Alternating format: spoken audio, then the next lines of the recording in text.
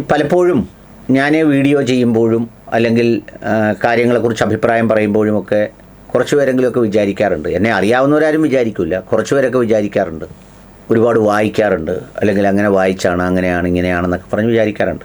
വായിക്കാറുണ്ട്, അത് പക്ഷേ വെറും ആവശ്യത്തിന് മാത്രം, അല്ലാതെ ഒരുപാട് അങ്ങനെ വായനാശീലമൊന്നുമുള്ള ആളല്ല ഞാൻ. പക്ഷെ ഞാൻ എപ്പോഴും മനുഷ്യരെ ശ്രദ്ധിക്കാറുണ്ട്, മനുഷ്യരെ വായിക്കാറുണ്ട്, അവരെ അറിയാൻ ശ്രമിക്കാറുണ്ട്, അവരെക്കുറിച്ച് മനസ്സിലാക്കാനും ഉൾക്കൊള്ളാനും ഒക്കെ ശ്രമിക്കാറുണ്ട്. ആ ശ്രമത്തിൻ്റെ ഫലമായി അങ്ങനെ എൻ്റെ കണ്ണിൽപ്പെടുന്ന ചിലരൊക്കെയും എനിക്ക് ചില നല്ല അനുഭവങ്ങളും ചില ചിന്തകളും ഒക്കെ നൽകിയാണ് പോകുന്നത്. ചിലപ്പോൾ കുറച്ചൊക്കെ നല്ല അനുഭവമാവാം, അല്ലെങ്കിൽ നമ്മൾ ചിലപ്പോൾ അകലം പാലിക്കേണ്ട അനുഭവമാവാം, ചിലപ്പോൾ കൂടുതൽ നമ്മൾ അറിയേണ്ട അനുഭവങ്ങളാവാം. ഏതായാലും അങ്ങനെ ഞാൻ സാമൂഹ്യ മാധ്യമത്തിൽ ശ്രദ്ധിച്ച ഒരാളാണ് ജാബിർ സുലൈം എന്ന് പറയുന്ന ഒരു മനുഷ്യൻ.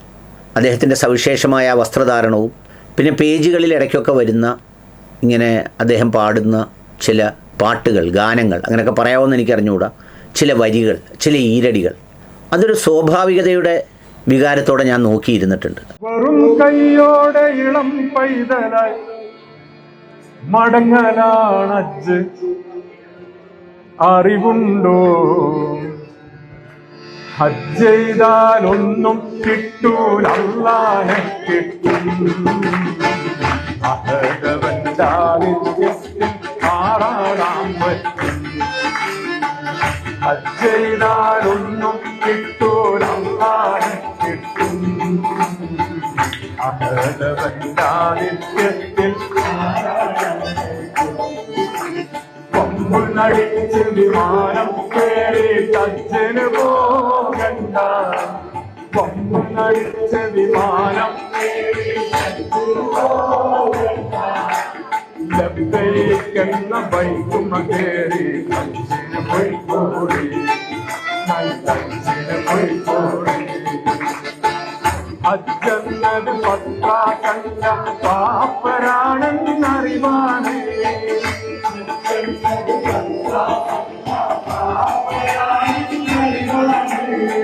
ഹാജി എന്നാൽ കേമനല്ല ഫക്കീറേ എന്ന വിളിയാണ്. ഫക്കീറേ കൊമ്പ് നടിച്ച് വിമാനം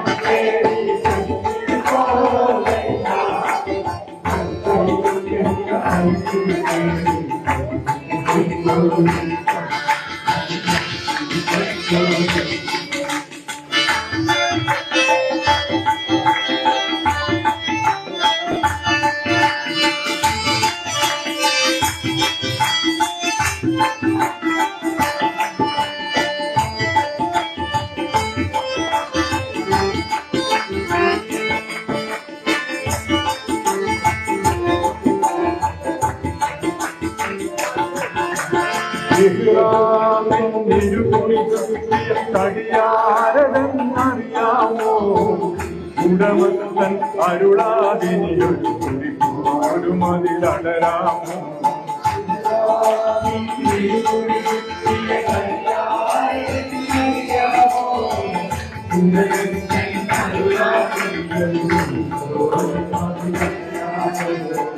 ലക്കൽ മുൽക്കല ശരീക്കലക്കെന്ന വാക്കിന്റെ പൊരുളായോ? ലക്കൽ മുൽക്കല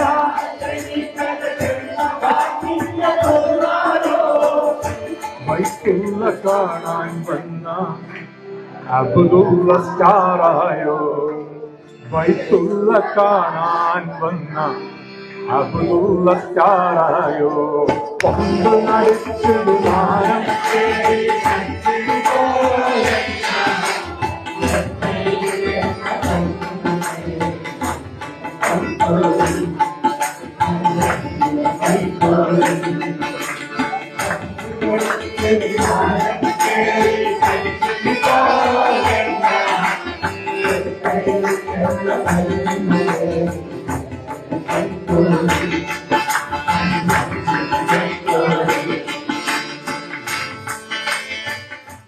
അദ്ദേഹത്തിൻ്റെ പേജിലെ ചില വരികൾ ഞാൻ വായിക്കാറുണ്ട്, അല്ലെങ്കിൽ ഞാൻ ശ്രദ്ധിക്കാറുണ്ട്. ഇപ്പോൾ കഴിഞ്ഞ ദിവസം ഞാൻ വായിച്ച വരികളിലൊന്നാണ്, നിങ്ങൾക്ക് എല്ലാവർക്കും പലപ്പോഴും അടുത്തറിയുന്നവർക്കും ചിലർക്കൊക്കെ അറിയാവുന്നതുപോലെ എൻ്റെ ഉമ്മ എൻ്റെ ഒരു വലിയ വികാരമായിരുന്നു, അല്ലെങ്കിൽ വികാരമാണ് ഇപ്പോഴും എപ്പോഴും. അവസാനം വരെ അങ്ങനെ ആയിരിക്കുകയും ചെയ്യും എന്നാണ് എൻ്റെ ഒരു പൂർണ്ണമായ ബോധ്യം. അപ്പം ഞാനൊരു ഒരു ചെറിയ കുറിപ്പ് അദ്ദേഹത്തിൻ്റെ പേജിൽ നിന്ന് ഞാൻ വായിക്കാനിടയായി. ആ വരി ഇങ്ങനെയാണ്: ഖബറിൽ വെച്ചെഴുതാനായി നീട്ടിവെച്ച എന്തോരം കവിതകൾ കാണും നമ്മുടെ ഉമ്മമാർക്ക്. ഒന്ന് കഴിഞ്ഞൊന്നൊഴിയാത്ത തിരക്കുകൾ തീർന്ന് അവർക്കൊന്നിനും നേരം കിട്ടിയില്ലല്ലോ. അതെല്ലാം ഒന്ന് പാടിക്കേൾക്കാൻ നിൻ്റെ മഹ്ശറാ സഭയിൽ ഒരവസരം തരണമെൻ്റെ തമ്പുരാനെ. എന്ത് ഭംഗിയുള്ള ലളിതമായ വരിയാണ്. എൻ്റെ ഉമ്മ അങ്ങനെ എന്തൊക്കെ ചിലപ്പോൾ മനസ്സിൽ ഓർത്തിട്ടുണ്ടാവും. എന്നെ കിട്ടാത്തത് കൊണ്ട്, എന്നെ പറയാത്തത് കൊണ്ട്, എന്നോട് പറഞ്ഞിട്ടില്ലാത്തത് കൊണ്ടൊക്കെ ഓർത്തിട്ടുണ്ടാവും. അതൊന്ന് അവിടെ പറയാൻ, ഖബറിൽ അത് എഴുതി വെക്കുന്ന തിരക്കിലായിരിക്കുമെന്ന് ഖബറിനെക്കുറിച്ച് ചിന്തിക്കാൻ, അവിടെയും സന്തോഷത്തിലായിരിക്കുമെന്ന് ഓർക്കാൻ കഴിയുന്ന ഒരു മാനസികാവസ്ഥ ഉണ്ടാക്കി തീർക്കാൻ ഒക്കെ കഴിയുന്ന ഒരു മനസ്സിൻ്റെ കുറിപ്പാണ് ഞാനതിൽ വായിച്ചത്. അതുപോലെയുള്ള മറ്റ് ചില പാട്ടുകൾ.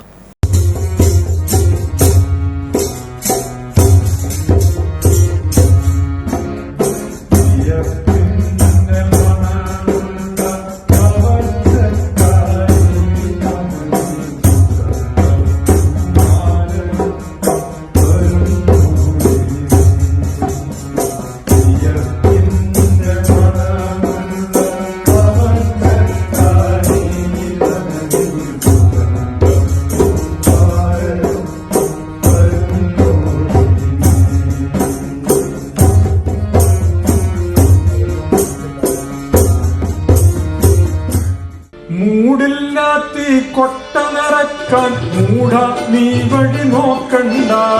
മൂടില്ലാത്തി കൊട്ട നിറക്കാൻ മൂട നീ വഴി നോക്കണ്ട. മൂടില്ലാത്തി കൊട്ട നിറക്കാൻ മൂട നീ വഴി നോക്കണ്ട. മൂടില്ലാത്തി കൊട്ട നിറക്കാൻ മൂട നീ വഴി നോക്കണ്ട. അടിയോടെ താങ്ങും റബ്ബിൻ കയ്യാൽ തന്നെ നീ അടി വാങ്ങണ്ട. അടിയോടെ താങ്ങും റബ്ബിൻ കയ്യാൽ തന്നെ നീ അടി വാങ്ങണ്ട. അവനല്ലേ നമ്മക്ക് ഇയാക്ക പരിചയം ഇയാക്ക നഅ്ബുദു.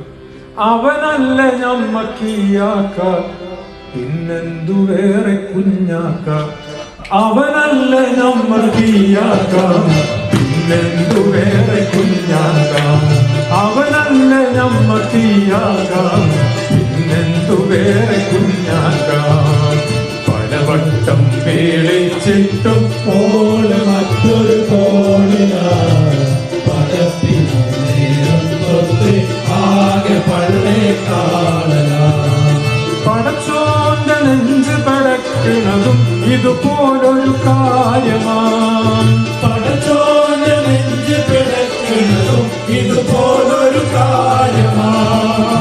ഓനല്ലാതാരാ നിന്റെ കൽബിലെന്ന വിചാരം. ഓനല്ലാതാരാ നിന്റെ കൽബിലെന്ന വിചാരമാണ്. എന്തായാലും ഞാനത് കണ്ട് അദ്ദേഹത്തിൻ്റെ മെസ്സഞ്ചറിൽ വിളിച്ചു, കിട്ടിയില്ല. ഫോൺ നമ്പർ എടുത്ത് വിളിച്ചു. അപ്പോൾ വളരെ പതിഞ്ഞ ശബ്ദത്തിൽ അദ്ദേഹം സംസാരിക്കുന്നുണ്ടായിരുന്നു. ഞാൻ മനസ്സിലാക്കിയപ്പോഴാണ് അദ്ദേഹം ജമാഅത്ത് ഇസ്ലാമിയിൽ വളരെ സജീവമായി പ്രവർത്തിച്ചിരുന്ന ഒരാളായിരുന്നു. SIOയിലോ മറ്റ് സംഗതികളിലൊക്കെ വളരെ സജീവമായി ആത്മാർത്ഥമായി പ്രവർത്തിച്ചിരുന്ന ഒരാളാണ്. ഈ സംഘടനകളിലൂടെയൊക്കെ ഈ ആത്മാവിൻ്റെ അർത്ഥതലങ്ങൾ, റൂഹിൻ്റെ മാനങ്ങൾ, അല്ലെങ്കിൽ മനുഷ്യൻ്റെ ഉൾക്കാമ്പുകളുടെ ഭാവങ്ങൾ, ഇതൊക്കെ വായിച്ചെടുക്കുന്ന ഒരു മനസ്സ് അദ്ദേഹത്തിനുണ്ടായിരുന്നു എന്നാണ് ഞാൻ മനസ്സിലാവുന്നത്. പക്ഷേ വർത്തമാനകാലത്തെ ലോകത്ത് സംഘടനകളിൽപ്പെട്ട് പ്രസംഗിക്കുന്നവരും കേൾക്കുന്നവരുമായി മാത്രം മാറുന്ന ഒരു കാലത്തുകൂടിയാണ് നമ്മൾ കടന്നു പോകുന്നത്. പ്രസംഗിക്കുന്ന കുറേ പേർ, കേൾക്കുന്ന മറ്റു കുറേ പേർ, അതിൽ അവർ പറയുന്ന കുറച്ച് കാര്യങ്ങളും അതിൻ്റെ സംഗതികളുമൊക്കെ കേട്ട് പിരിയുന്നതിനപ്പുറം ഈ രണ്ട് വിഭാഗങ്ങൾക്കിടയിലുള്ള അകലങ്ങൾ കൂടി വരികയും അല്ലെങ്കിൽ ആ അകലങ്ങൾക്കപ്പുറത്ത് ചില നിക്ഷിപ്ത താല്പര്യങ്ങൾ ഒന്നിപ്പിക്കുകയും ചെയ്യുന്ന ഒരു തലമാണ് പലപ്പോഴും ഈ സംഘടനാ പ്രവർത്തനങ്ങൾക്ക് കാണാറുള്ളത്. സംഘടനയുടെ കൽപ്പനകളെ അനുസരിക്കുന്ന, അത് പ്രാവർത്തികമാക്കുന്ന, അത് സംഘടിപ്പിക്കുന്ന ഇൻസ്ട്രുമെൻറ്റുകളാണ് പലപ്പോഴും അത്തരം മനുഷ്യർ. നിങ്ങൾക്ക് എൻ്റെ പേജിൽ നോക്കിയാൽ കാണാം, ഞാനിടുന്ന ചില കമൻറ്റുകൾക്കടിയിൽ വന്ന് ചില സുന്നത്തിൻ്റെ അടയാളങ്ങളുള്ളവർ തന്നെ അനിലെണ്ണ അല്ലെങ്കിൽ അങ്ങനെയൊക്കെ വിളിച്ച് എന്നെ ആക്ഷേപിക്കുന്നത് ഞാൻ എന്നോ വിസ്ഡം ഗ്രൂപ്പുമായി ബന്ധപ്പെട്ട് പറഞ്ഞ ചില കാര്യങ്ങളെ വിയോജിച്ച് അതിനെ വിമർശിച്ചതിൻ്റെ പേരിലാണ്. ഞാൻ വിമർശിച്ചത് ഒരു സംഘടനയുടെ ചിലർ നടത്തിയ ചില ഇടപെടലുകളെക്കുറിച്ചുള്ള കാര്യമാണെങ്കിലും ആ സംഘടനയിലെ അനുയായികളായ ആളുകൾക്കെല്ലാം അത് അംഗീകരിച്ച് ആ സംഘടനയുടെ കേവലം ഉപകരണങ്ങളായി മാറി ആ അഭിപ്രായത്തോട് വിയോജിക്കുന്നവരുമായി കലഹിക്കുക എന്നുള്ളതിനപ്പുറത്ത് നിന്ന് ഈ സംഘടനയുടെ പേരിലോ സംഘടനയുടെ അർത്ഥത്തിലോ അല്ല ഒരു മനുഷ്യൻ ജനിക്കുന്നതെന്നും മരിക്കുന്നതെന്നും ഉത്തമ ബോധ്യമുള്ളവർ തന്നെയാണ് ഇത്തരം സംഗതികളിൽ ആ വളയത്തിൽ ചുരുങ്ങിപ്പോകുന്നത്.